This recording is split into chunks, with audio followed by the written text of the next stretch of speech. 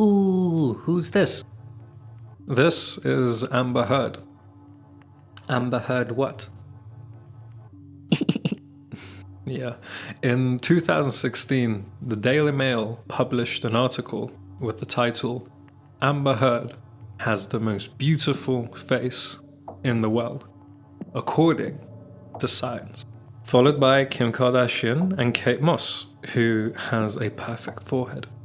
The article takes its info from Dr. De Silva, who runs the Centre for Advanced Facial Cosmetic and Plastic Surgery in London, who informs the reader that Amber Heard's face was found to be 91.85% accurate to the Greek golden ratio of beauty, which for thousands of years was thought to hold the secret formula of perfection.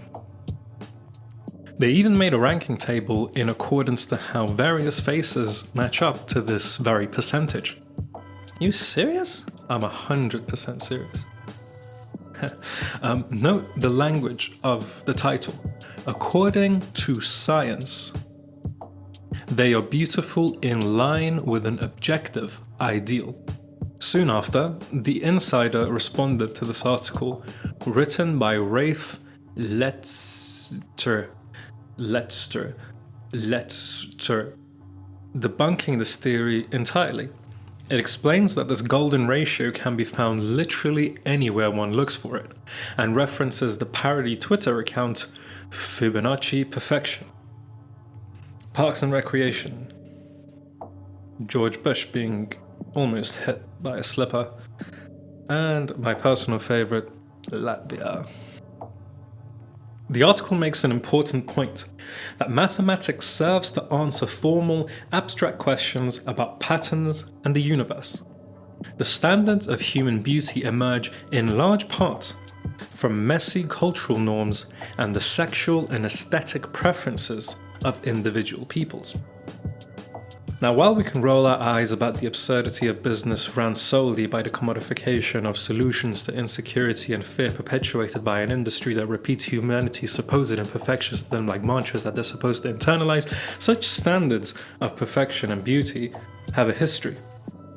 Ideals have baggage. There's a chilling history of contrasting the human body to measurements, to ratios, and percentages. From the Nuremberg laws that were applied to determine whether a person was considered a Jew, to phrenology, the practice of reading the shape of one's skull to discover their characteristics and mental faculties. A person's head shape determines whether or not they'll be a good mother or not, whether they'll be aggressive or calm. These may seem like a pseudo-scientific fantasy from the past, but they're still very much with us today. While historical, social, and political studies of fascism are interesting, the body is a site that's often neglected.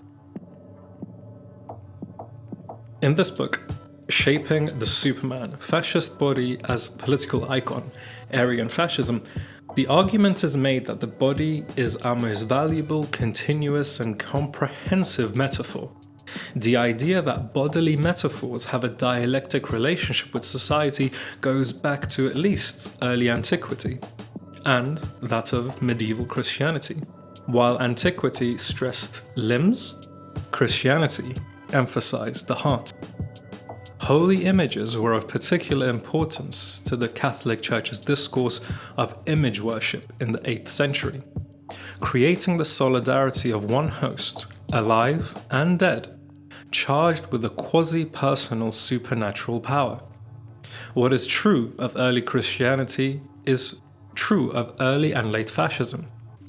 Identity placed at a nadir of uncertainty, cried out for some intimate thread of stability. And so the attempt was made to link identity with a messenger of sacred power, the Superman, the symbol of security. In fascist discourse, the heart became associated with passivity, submission, humility, forgiveness, empathy, and slowly began to be replaced by the notion of will. amoral, cool, functional, experienced, and hardened. The will was the metaphorical heart of the fascist body politic. We see traces of this transmission from Schopenhauer to Nietzsche. Arno Breker, the supreme sculptor of the Aryan Superman, glorified the muscular male body, reflecting an overcompensatory image of post-war Germany. Humiliation needs an antagonistic force where feelings of willpower are reasserted. As we'll see, such ideals of the body are to a large extent influenced by feelings of downfall by a nobility. Structural reality and all this nonsense about people are racist because they're frustrated about their life is totally classist. What we're saying, only working class people are racist. Do me a favour. Racism was not invented by working class people. It was invented by elite academics through pseudoscientific nonsense and perpetuated as part of political policy. From the top down, not the bottom up. The actual impetus for a lot of racial theories derived from French aristocrats seeking to regain the privileges they had once lost in the course of the French Revolution. The Frankenlegende, legend of the Franconians, claimed that the French nobility were descendants of German and Franconian conquerors, while the rest of the population was descended from lower peoples. Therefore, to attack the nobility's privileges was an assault on the rights gained by the law of war and inherited from the Franconian conquerors. At this time, there was an evident decline in the importance of the Christian ideal of humanity. The idea of God was increasingly being eclipsed by a materialist notion of unity of body and soul by which one could appraise people's spiritual and mental conditions by phrenology and physiognomy. Facial expression, body appearance, shape of skull, and their means of evaluating these features suggested good and bad mental characteristics. The comparative morphological research findings meant that intellectual, moral, and personal abilities would be inherited along with genetically determined physical features. Thus, the ideas of the Enlightenment embraced those of transfiguration and reaction that defined a new scholarly field from which the legend of the Franconian could be shaped in terms of racial theory and developed for political purposes. The privileges of nobility were now not only legitimate in law, but also socially acceptable given the scientifically proved inherited physical and spiritual superiority of nobility. The perfect features always reflected that of the ruling classes.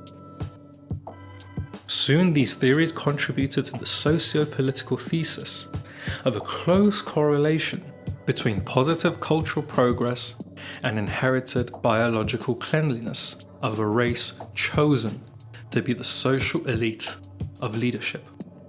Therefore, it hardly comes as a surprise that the first substantial criticism of this form of thinking came from both Marx and Engels, who had recognized this menace in its early stages and, after 1861, had refused to accept the Darwinist trend in the German labor movement, understanding that these theories supported the interests of the powerful, upholding their legitimacy to rule, from divinity to biosocial theories of the body.